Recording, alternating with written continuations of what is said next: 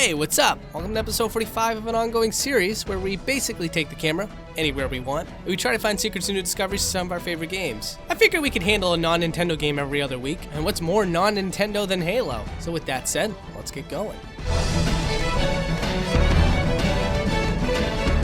So the first thing that we're going to be checking out is right at the start of the game, and what we're looking at is the Stasis Tube that Master Chief comes out of. Now you may notice that our character's outside of the tube and that there's no one inside that tube. But what's really odd here is that if you take the camera through the glass, you can see the suit again. And what's essentially going on here is that the suit never leaves the tube. It just gets culled out at some point. And so if we get closer and closer towards the tube, that culling no longer exists, and we're actually able to see what's inside. And the same can be said for all the stasis chambers in this area. The only difference with all the other stasis chambers is that the Spartan armor is white. Now, I don't know if it just takes additional programming to make his suit green for this one particular tube, or if there may have been an intention to actually have more Spartans in stasis chambers during earlier parts of development. I'll let you be the judge.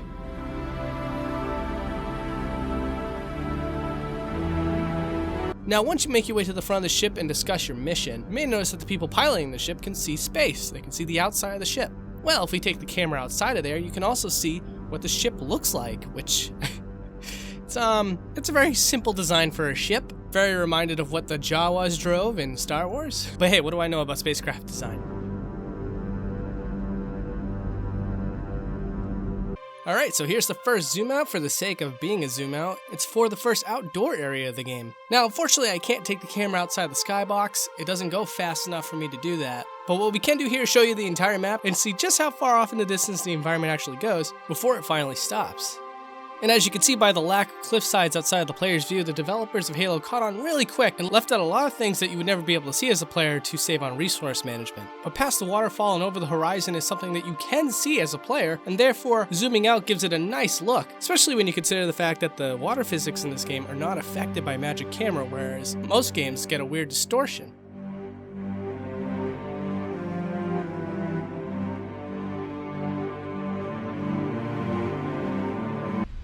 This was a request sent to me on my Twitter account. They wanted to know what it looks like on the inside of the enemy dropships.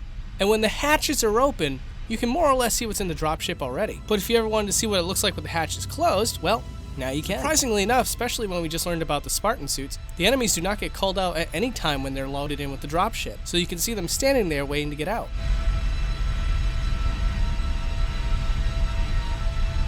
Now here is the Echo 419. A dropship that apparently a lot of people got very intimately attached to, as strongly indicated by all the requests that I got for this game. Now, one thing that caught my attention almost immediately was the cockpit for the 419.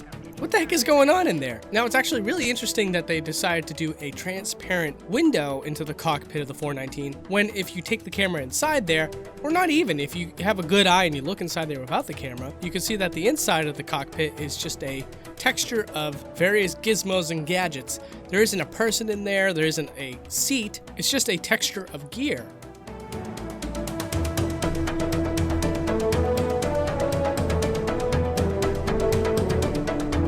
Now, don't get me wrong, I know that Halo is a very multiplayer focused game, which is why we're doing a zoom out of some of the maps that meant a lot to me when I was exposed to Halo. Battle Creek was the very first thing I was ever exposed to when I finally gave into the Halo craze. A friend of mine set up this map and said we should play this. And so I'm very excited to zoom this all the way out and see this in a perspective that I never thought I would be able to see before.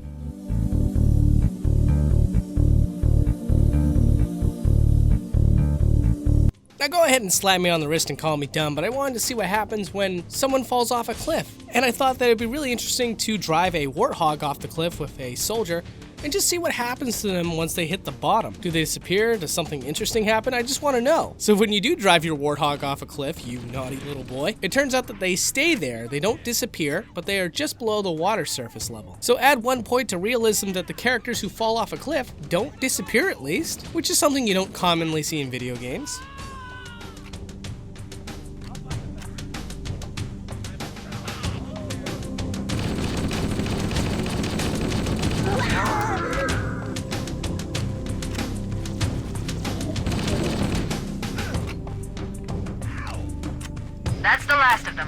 So while there's not much to say about this, it is interesting enough to point out at least once. Apparently in all the environments in Halo, it has rocks that goes beneath the dirt surface. So anytime you see a giant boulder acting as either an obstruction or a platform for you to jump over, know full well in your mind that these rocks are actually fully modeled. They aren't a part of the cliffside or the ground, they are its own separate entity.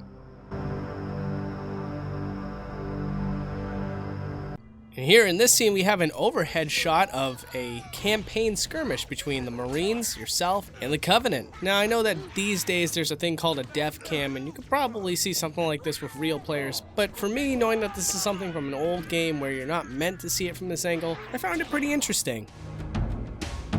Good one. Fire in the hole!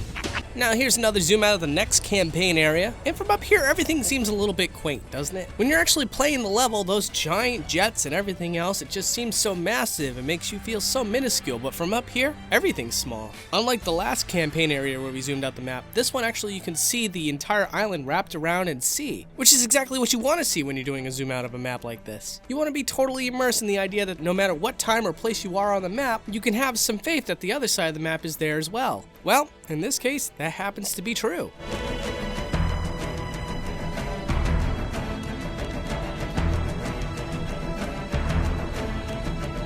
So we're in one of the later stages of the game, and you can see here that there's a control panel that you're supposed to press to activate a cutscene and get yourself further along in the game. But if we take the camera through the glass paneling that's right below your feet, you can see that there's a dense fog down there. But if we were to move down further and further, the fog starts to dissipate more and more, and at the very bottom, there's an object down here that is completely unseen by the player. What we got down here is a cradle-like structure with some of the glowing panels that you can see throughout the area, and yeah, it's made up of a variety of things that you can find throughout the stage, but here in this one area, this construct is unique to its own, and it's completely invisible to your entire playthrough of Halo.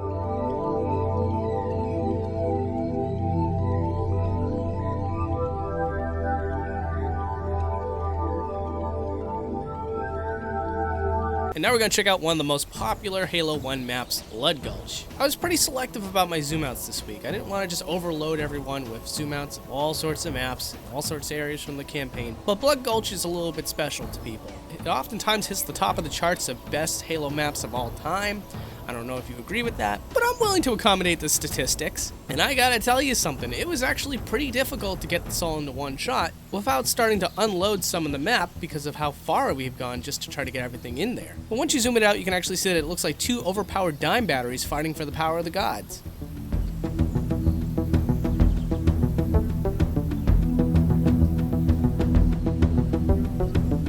Flood activity has caused a failure in a drone control subsystem. I must reset the backup unit. Please continue on. I will rejoin you when I've completed my task. So people want to know what happens to 343 when he goes into the vents. And aside from just assuming that 343 is just ruining everything, we could take the camera to follow him and see exactly what he's doing. And as it turns out, as soon as 343 is out of the player's view, he just disappears, conveniently before he actually starts going outside the map. No, instead he touches the wall and blip, he's gone. Alright, so on the spaceship where you find keys, not the object, the person, if you can even call him that anymore, there's a portion of this level where you drop down back onto the planet. Now if we zoom the camera out in this area, you can actually see the outside of the ship, as well as a really bad texture to represent the drop down to the planet. It's very clear that what the developers did here is they did a little bit of boundary breaking on their own, screenshotted the map that they took, and then used that as a texture to represent what you're dropping down to.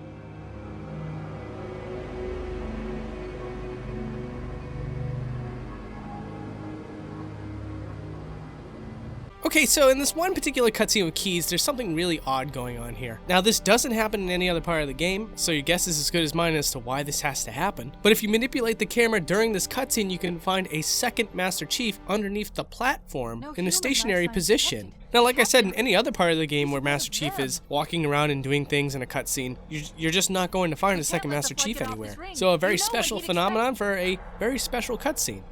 What he'd want us to do.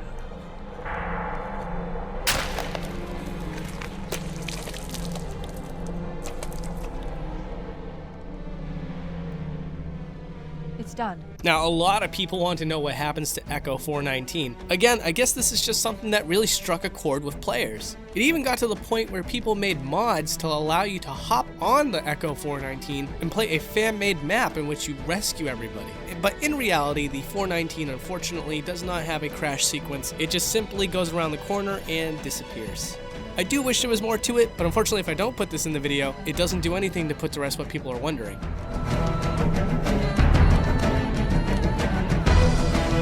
And of course, what better way to end a Halo episode than to see what's underneath Master Chief's helmet. Now, the internet could not wait for a boundary break episode on this one, so I would not be surprised if you've seen this already. But I gotta put it in because I just gotta.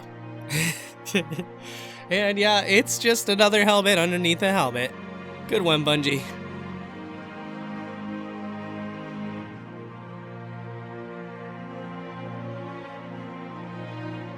Halo, it's finished. No, I think we're just getting started.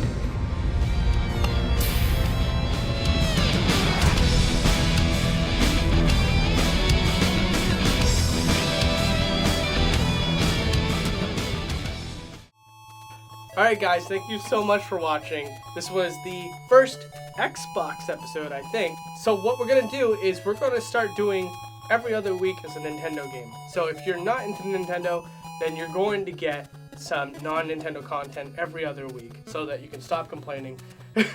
I hear your messages and I do want to address them. You have a voice in my mind. So anyways, this week though, you have a choice between Mario Kart, the arcade game, the ones that you see at Dave & Buster's and all that stuff. Yes, that can be a Boundary Break episode. Or Super Mario RPG for the Super Nintendo. So if you don't like any of those choices because you just watched a Halo episode, actually watch the next week's episode and you can choose a non-Nintendo episode in the next week's poll. So, but those are the two choices for this week, so please vote and let me know what you think. If you want, you can check out any episode that I've done in the past in the playlist. So before you suggest an episode, make sure it's not there. In that box. Right. And with that said, take care. Toodles! Bye.